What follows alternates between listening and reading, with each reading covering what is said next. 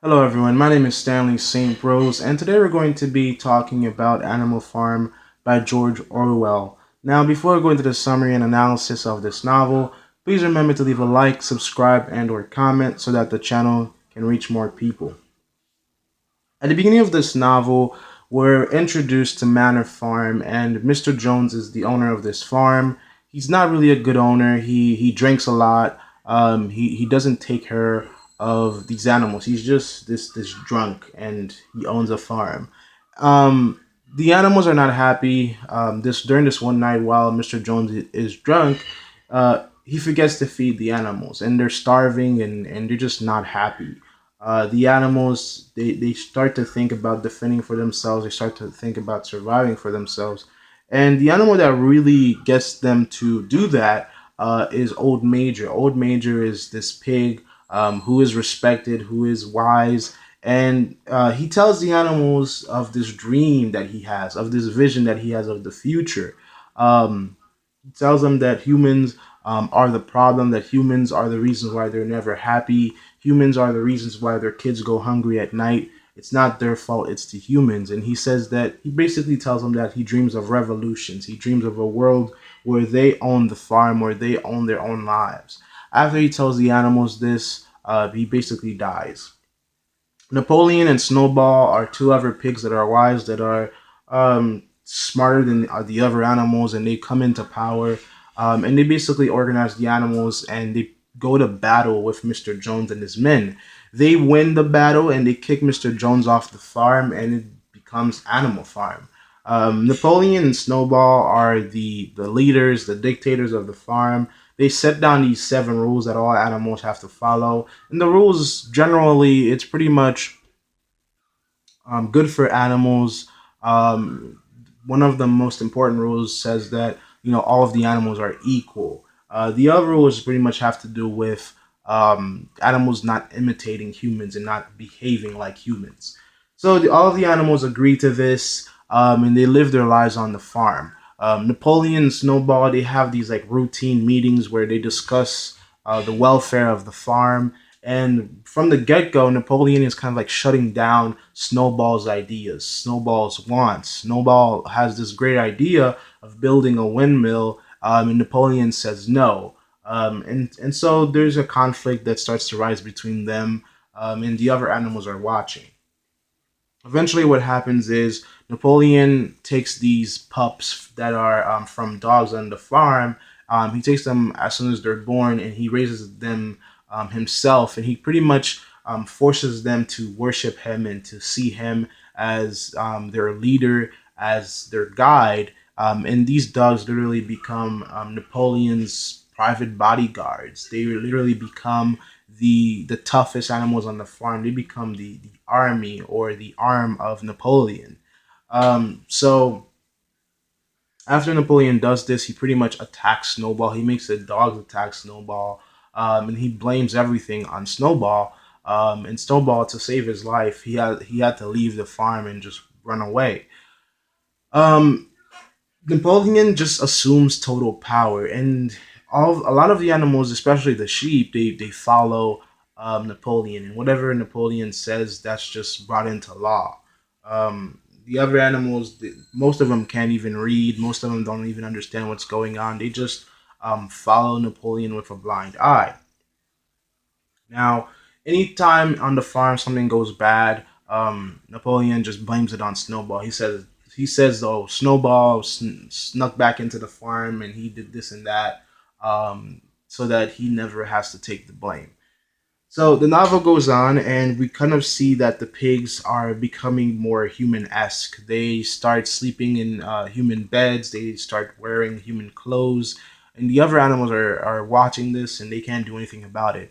Anytime that the pigs break a rule that was part of the seven original rules, they basically change the rules so that they don't have to answer to anybody. For instance, there's one rule that says animals cannot drink or get drunk, and after the pigs start drinking, they just make a change to the rule, and they say animals can drink, they can drink, but they can't drink to excess. So they have complete power on the farm, and that's how they exercise their power. Um, Eventually, what happens is the windmill does get built. Napoleon didn't hate Snowball's idea. He just didn't just had a conflict with Snowball. He basically just wanted to assume total power for himself, and he did, and he became more human as he did it.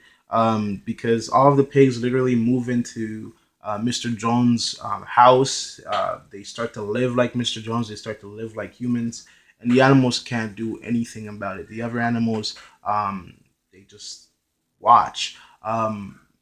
What happens to really make a separation between the pigs and the other animals is when Napoleon starts to communicate with the outside world, and he starts to sell things on the farm to other farmers and to uh, other to humans. Um, and that's what happens. And what you see happen on the farm is that a class structure starts to build.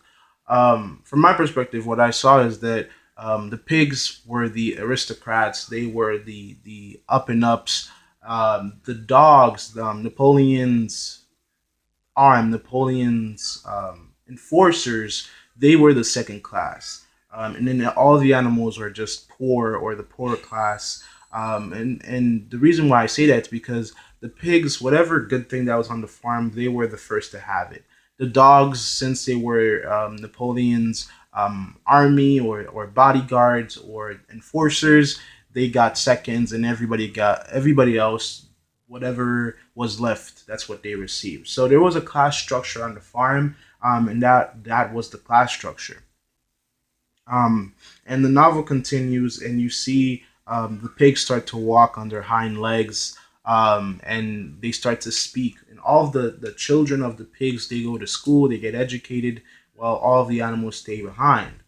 Eventually, all of the other rules out of the seven original rules, all of them get erased, and all that's left by the end of the novel is the one rule that says four legs are good, but two legs are better. And some animals, all animals are equal, but some animals are more equal than others. That was the central idea behind the last rule.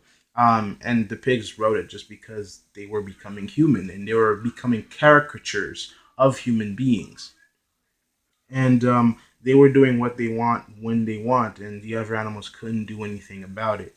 Boxer was this horse that believed in the pigs, and he just um, believed that Napoleon was working for the other animals or for his behalf. And what happens to a boxer is extremely sad because he ends up being sent to slaughter when he can't produce anymore, when he can't make more money for the farm, and Napoleon just assigns him to be slaughtered. And the thing that really separates, or at the end, the thing that really shows us a separation between the animals and the pigs and the whole class structure on the farm is where you see the farm is back to its full capacity. All of the animals are working. All of the animals are producing for capitalism or for market. Um, and the pigs are playing poker inside the house with the humans, while the other animals are outside looking in through the window and just seeing how the pigs and the humans have become the same things, and how the pigs have literally become humans by pushing all of the animals to work for them and to become their property. And that's literally how the novel ends. So let's talk about the analysis and what's going on with Animal Farm. Animal Farm has a lot about the way government works and the way the world works. The most notable thing that you can get from Animal Farm, or that's going on in Animal Farm, is how government can abuse their own people. Um, Animal Farm is a representation, it's a fable about the Russian Revolution. And what you can see on Animal Farm is that the same way that in the Russian Revolution, propaganda was used to mislead or to deceive the Russian people, is the same way that Napoleon kind of tricked and deceived the animals on the farm to show them that he was working for them while he wasn't really doing that. All of the animals literally became Napoleon's property, and there's nothing that they could do about it because Napoleon had all the money and everything that they worked for. He had all of it. He had a private force that was there to enforce his laws. Napoleon killed a few animals because when anybody challenged him, he just sent his pack of wild dogs to kill them. They even attacked Boxer at one point, but they couldn't overpower him. So Napoleon exercises totalitarianism, where he was the complete ruler, the complete dictator of the farm, and no one could say anything about it. And what's important to note about Napoleon himself is that even though that he is human-esque, he's not a human. It's not that easy to jump from being an animal to a human. Napoleon is really a caricature of a human being. And even though it looks like he's happy at the end of the novel playing poker of human beings, that's not it's not that simple because he will always be a pig. He will always be a caricature of a pig, and try as he may and walk on his hind legs, speak like them, be educated like them. It's not that easy. If equality could be that simple amongst humans, human beings wouldn't have problems with culture and race and skin color. So just because you can walk like a human and talk like a human, behave like a human, um, humankind doesn't accept groups of individuals to be humans that easily. So they are living in a way that will bring some problems for them. Um, what's another thing that's really important when you look at Animal Farm and looking what's behind the story of Animal Farm is how easily these animals fell into this trap. And it's the same way that a lot of human beings in different countries of different governments fall into the same trap. Um, you can't just blindly be a cog in the machine. And what I mean by that is if you're in a government, um, if there's something that's happening, you can't just close your eyes and trust everything's going to be okay. If you've read Civil Disobedience by Thoreau, Thoreau himself says that government, um, you cannot just let the machine of government run without checking it. You can't just be a cog in the machine. You have to be able to have your own principles of thinking. And when something happens that's not morally correct or that's not guided properly, you have to have a way to step back and say, I'm against it, and not just trust in it wholeheartedly and just push it forward. And even Socrates had something to say about just being a sheep and just blindly following something. So, great thinkers of the past, great minds of the past have said a lot about governments and how they function.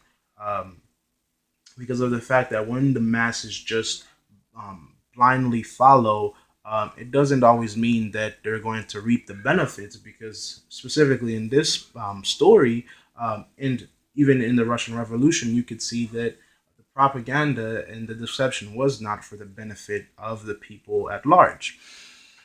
So that is really what's extremely important about Animal Farm and what's going on within it. It has a lot to say about us as individuals and how we should think about the governments that we live in and the world that we live in.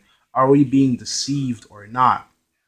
And in the 21st century, in 2020, as we are in right now, um, I think that you do see a lot of people thinking for themselves. You do see people questioning the functions of how different system or political systems function and how it impacts their lives and their being.